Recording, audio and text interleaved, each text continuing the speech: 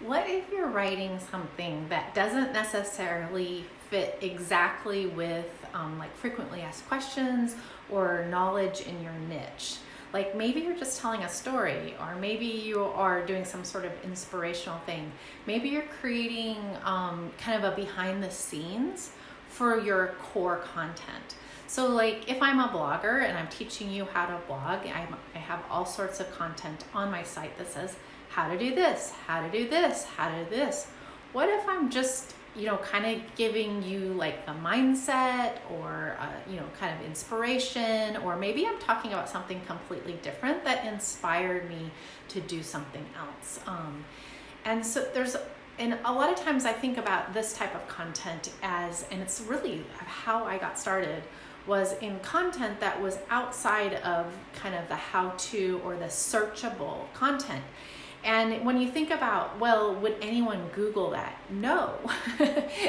That's one of the challenges when you're thinking about, is it worthwhile to create this content that is not necessarily searchable, or it would be searchable for terms that won't necessarily bring me my ideal client. And if you don't understand that, you haven't seen the search terms that come in on Kids Activities blog. Some of them are scary. But what I want to say is, just because it doesn't seem valuable for search engine optimization does not mean it is not good content for your site.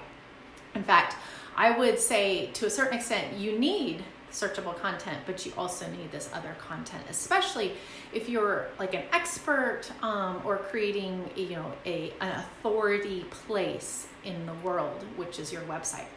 So let's talk about what this content, this mindset content, this content that doesn't seem to be how to this, how to that would normally be like your bread and butter for your niche on like a YouTube channel or for search engine. I think about this type of thing as more of a column content. Content like if you were an opinion columnist on your local newspaper, which are rarely somebody that still exists in the world anymore, but that what used to be the thing that people would open up the newspaper to first, because that is where we connect with someone else. So this content is almost more important than anything else on your site, because it is your connection content. It is your like, know, trust building content. So there's sometimes that you almost will treat it like a column, daily ramblings, or, a little, 5-minute inspiration, blah, blah, blah. So structurally you could set it aside. I don't know that that's necessary anymore. I feel like with Google, it's going to be able to like understand that this is a how-to tutorial, and this is something that is a relationship binding increasing content. And I think that can be in a big bowl. I would use categories and that kind of stuff to kind of separate it a little bit, but that doesn't have to be anything that the reader would necessarily see on the other side. So you're going to write this content and you're going to put it in a category or in a way so that the reader and Google distinguishes that it is what it is, and it's going to help that reader find that content easier. And if they found the last piece, how to get to the next piece, because this is binge-worthy content. This is that content that I don't have to have a question to want to hear the next part of it. So the ways you can leave it as a column on your site and just call it what it is.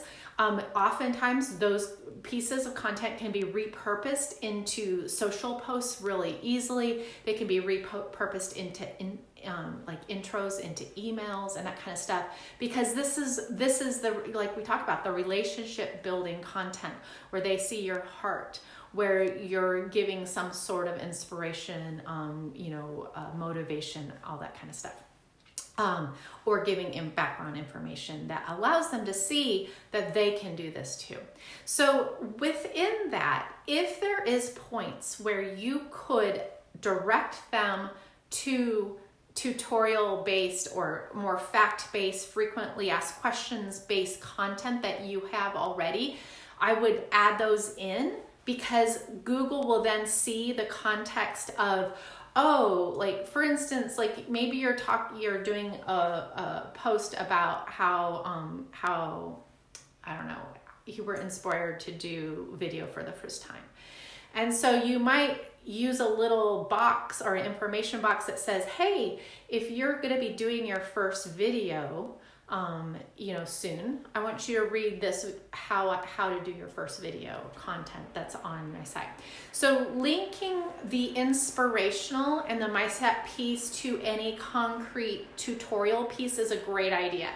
If you don't have that content yet and you think it's not outside of, if you have a trusted source for that content, I also don't mind you linking out to someone else's content.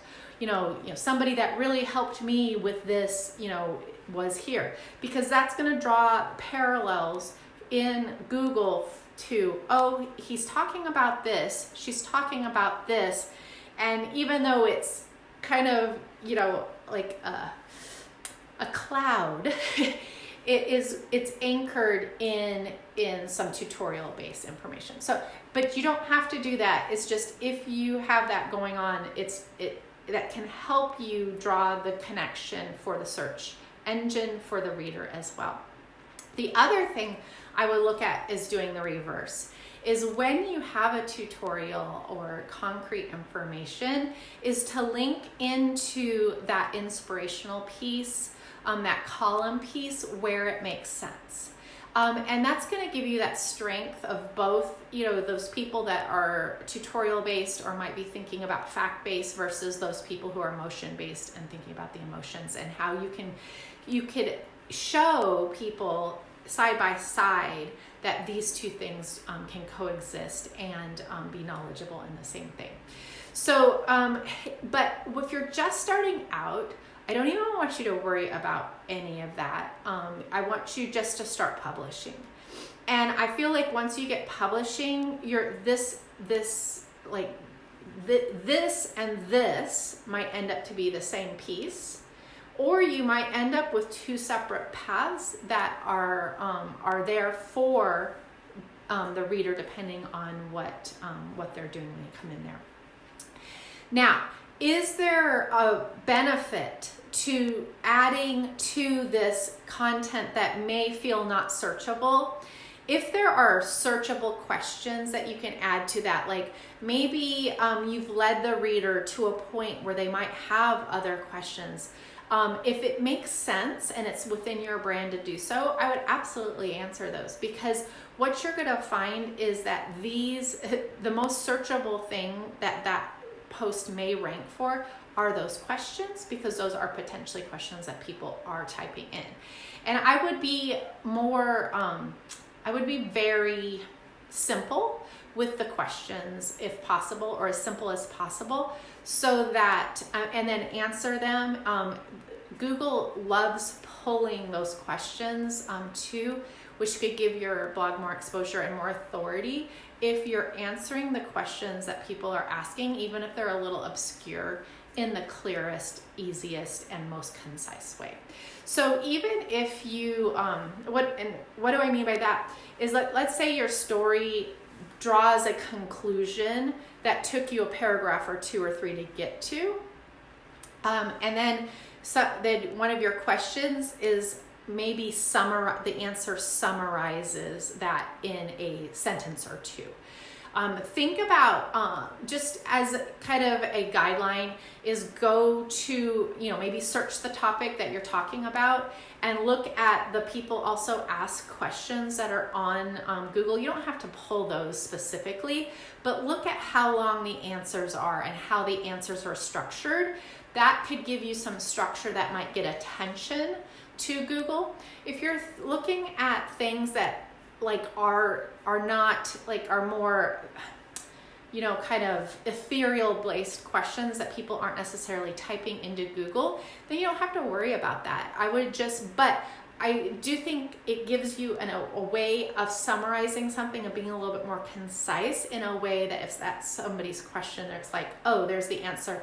They don't have to read back through kind of the bigger point. when we restate it in a more concise manner, it can reinforce what they've just learned as well. And don't discount the psychological benefit of that. Is what, if I just learned something new from you, and then there's a question that I read that I'm like, oh, I know the answer to this because I just learned it.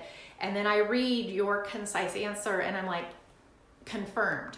Like, oh yeah, see, I totally understand that. So like psychologically, those are a really good thing to do anyway, if it's something that fits into your style.